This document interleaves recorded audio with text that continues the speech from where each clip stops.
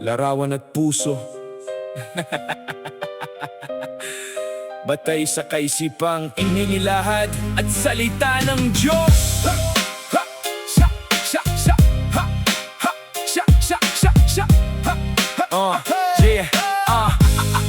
Yeah! Sinasabing bawal ang larawan, bawal ang rebulto mula sa utos ng Diyos. Sa Exodo ay nakatago, huwag gagawa ng Diyos-Diyosan, huwag yuyukod saan nyo man.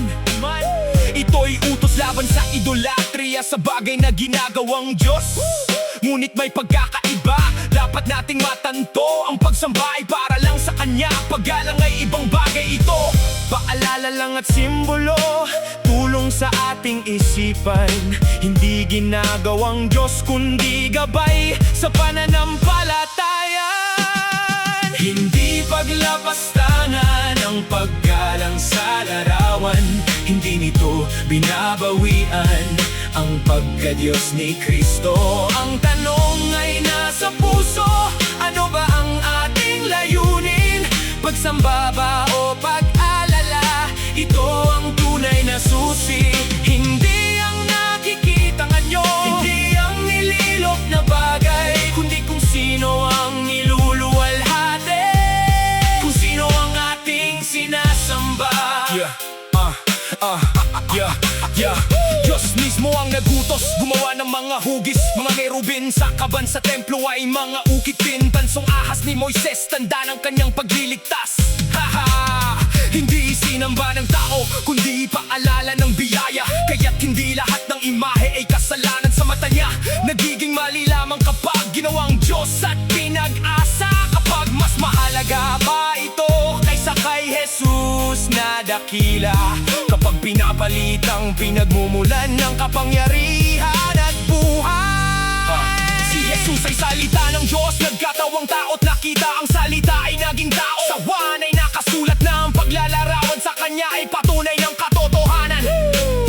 Na siya'y dumating bilang tao, nakipa at nakilala. Hindi paggawa ng bagong Diyos, hindi pagbabago sa Kanyang anyo, kundi pagpapatotoo lamang sa Kanyang pagkakatawang tao. Katulad ng paggalang sa Biblia, papel lang ito sa paningin, pero iginagalang natin dahil salita ng Diyos ang laman nito. Sambahin sa espiritu at katotohanan, ito ang utos niya. Siya lang ang sasambahin, siya lang ang paglilingkuran. May gumagamit ng larawan, mayroon ding umiiwas. Parehong nagnanais, igalang ang Diyos kung nasa puso ang katapatan. Ang tunay na paglapastangan ay hindi tungkol sa rebulto, kundi kapag siya'y tinatanggihan, hindi sinusunod ang Kanyang utos. Kapag pinalitan ng ibang bagay ang lugar niya sa ating puso, doon nagmumula ang sala, doon nasisira ang ugnayan. Hindi paglapastangan ang paggalang sa larawan, hindi nito binabawian ang pagka-Diyos ni Kristo. Ang tanong ay nasa puso, ano ba ang ating layunin? Pagsamba ba o pag-alala? Ito ang tunay na susi.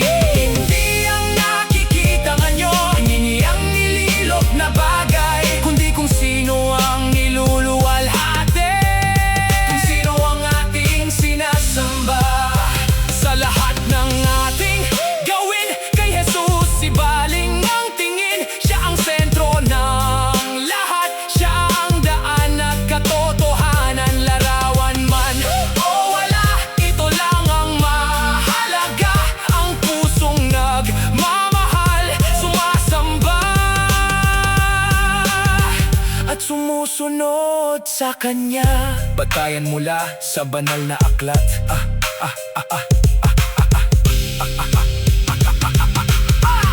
Batayan mula sa banal na aklat.